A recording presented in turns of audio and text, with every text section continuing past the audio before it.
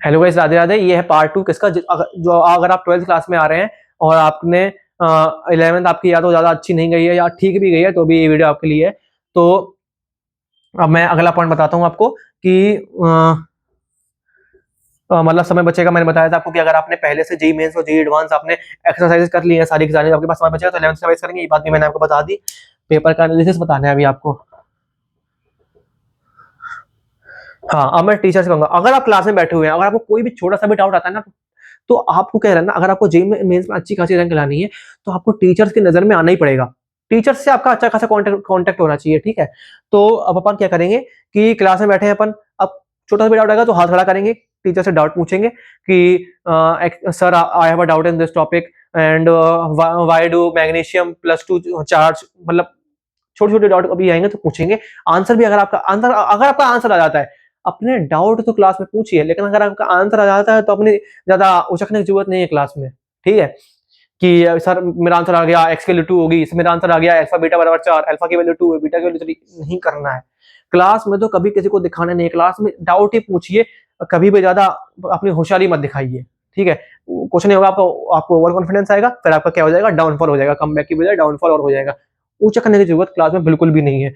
मतलब हाईली, मतलब इसके ऊपर फोर्स करूँ, मतलब डालूंगा मैं जोर कि नहीं करना है। फिर अगर क्लास में डाउट क्लियर नहीं होता तो टीचर क्लास के बाहर चला जाए तो उसके पास जाओ, डाउट पूछो। और एक और चीज बताऊंगा कि मैथ्स में और फिजिक्स में हमेशा एक होमवर्क कॉपी, जो आपके सॉल्यूशन है एक्सरसाइज 1 के, एक्सरसाइज 2 के, एक्सरसाइज जेईई मेंस के, एक्सरसाइज जेईई एडवांस के, इन सब की होमवर्क कॉपी बनाए कि एक्सरसाइज 1 के सारे सॉल्यूशन लिख लिए, एक्सरसाइज 2 के। इससे क्या होगा ना, आपको दिमाग में क्या सेटिस्फेक्शन मिलेगा कि हाँ, मैंने अभी तक जो भी पढ़ा है मेरे कॉपी में, सब कुछ मेरे दिमाग में है। अब आपने रफ में पहले सॉल्व किया, फिर उसको होमवर्क कॉपी में लिखा, तो इसमें आपका अच्छा खासा रिविजन होगा। और मैं मानता हूँ ये चीज आगे जाके काम में नहीं आती है। मैंने भी लिख कर करा, क्यों करा था, ताकि मैं आगे जाके अगर मेरे को कोई भी सवाल में डाउट आता है, मैं कॉपी खोल कर देख लूंगा इसका सोल्यूशन। लेकिन ये चीज काम में नहीं आती है। लेकिन अब आपका रिवीजन बहुत अच्छा हो जाता है, आपकी मतलब जो आपने पढ़ा है ना वो दिमाग में पूरी तरीके से बैठ जाता है, बेसिक बेसिक चीजें तो अच्छी तरह बैठ जाती है दिमाग में। तो ये मैंने बता दिया आपको, होमवर्क कॉपी जरूर बतानी है। और हाँ, ये चीज बता दी मैंने आपको, ये चीज बता दी पेपर के बारे में। अब आप सवेरे गए पेपर देने, फिर आप पेपर दे के आए, 2 पेपर हो चुके हैं दिन में। बीच में तो आपको पेपर के बारे में कोई बात करनी नहीं है, ये चीज तो अभी अब तक आपको पता होगी। पेपर 1 और पेपर 2 में, पेपर 1 के बारे में कोई बात नहीं करनी है, केवल खाना खाना है, आराम करना है, घर में बात कर लेनी है। पेपर 2 देके आना है, उसके बाद क्वेश्चन पेपर मिलता होगा आपको। क्वेश्चन पेपर में आपको क्या करना है ना, कि आपको हर क्वेश्चन देखना है। आपको देखना है कि इसमें ये सवाल मेरे को आता था तो मेरे +4 हो सकते थे। मैं ये पेपर के बारे में बता रहा हूँ कि पेपर का एनालिसिस कैसे करना है। पेपर में हर सवाल को मतलब मैंने ये देखा है कि अपन में जो डाउट होते हैं ना, पेपर में वही चीज आ जाती है। तो अपने डाउट को हमेशा क्लियर करें, डाउट को हमेशा क्लियर करके ही रहें, ठीक है। तो मतलब एक बार तो मेरे साथ ऐसा हुआ था कि जेईई मेंस का मॉक टेस्ट हुआ था एक, उसमें तो मेरे सारे के सारे यही सवाल आ गए थे जो मेरे डाउट थे। सारे के सारे नहीं, मतलब 50% तो आ गए थे, ज्यादातर आ गए थे, ठीक है। मतलब जिसमें फिर मेरे को वही एम्बिग्यूटी हो रही थी क्वेश्चन में, ये होगा तो मेरे गलत हो गए थे, मार्क्स कम आए थे। फिर अपन क्या बता रहा था मैं, हाँ, कि ये सवाल है, ये सवाल है, ये सवाल है, इसमें मेरा +4, इसमें मेरा +4 है।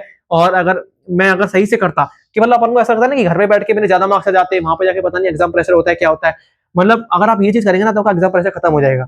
तो प्लस यहाँ इसके ऊपर आप रखेंगे +4 है, इसमें -1 मिला है आपको या फिर -2 मिला है, लेकिन आपको +4 मिल सकता था और इसमें +4 मिला है। तो आप देखिए कि अगर आप घर पे बैठ के पेपर मार्क्स देते और तो आपके मार्क्स आते मान लीजिए x, और अब अगर आपने वहां पर पेपर दिया तो आपके मार्क्स अगर x minus max to max अगर x -30 है, तो फिर तो ठीक ठाक गैप है, कोई दिक्कत नहीं है। लेकिन अगर इससे भी ज्यादा कम मार्क्स है तो फिर आपको थोड़ा कम पढ़ने की जरूरत है। ज्यादा भी, मतलब मैं रिकमेंड करूंगा कि अगर आप ज्यादा पढ़ेंगे, लेकिन अगर आप क्लास में हंसी मजाक कर लेंगे ना, तो वो आप मतलब ज्यादा आप पे ये नहीं बढ़ेगा कि आपका सिर दर्द करने लगा ये सब। अगर आप क्लास में ब्रेक में बहुत मजे करने हैं, आपको हंसते रहना है हमेशा क्लास में, और रूम पे बैठ के ग्राइंड करता रहना है, ठीक है। तो इतना गैप तो चलता है, लेकिन इससे ज्यादा गैप नहीं चलता।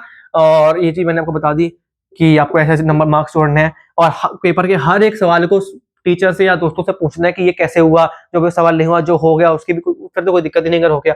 तो मैंने पेपर के बारे में भी आपको बता दिया क्या करना है। तो ये वीडियो का पार्ट 2 था। अगर आपने वीडियो का पार्ट 1 नहीं देखा है तो आप मेरे चैनल पर जाकर देख सकते हैं। तो इस वीडियो को यहीं एंड करते हैं। चलिए, राधे राधे।